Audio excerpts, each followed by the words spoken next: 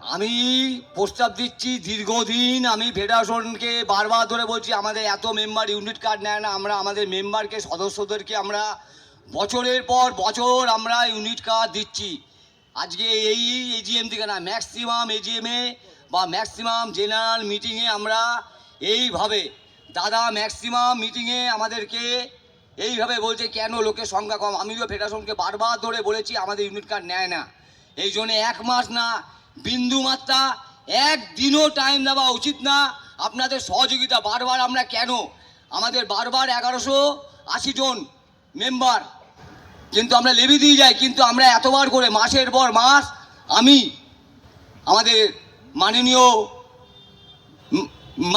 যে কেসিয়া প্রতাপ দা, মাসের পর মাস আমরা দিনের পর দিন অফিসে বসে থাকি। প্লাস অনেকে পয়সা থাকে না, তাও বলি তোমরা ইউনিট কার্ড নিয়ে যাও, নিয়ে গিয়ে তোমরা আস্তে আস্তে পয়সা দাও, তাও তারা কেউ আসে না।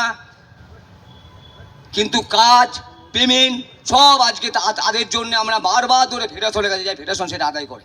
আমি চাইছি আজকে এই মঞ্চ থেকে এই 530 জন মেম্বারকে একদম পুরো বয়কট করা উচিত।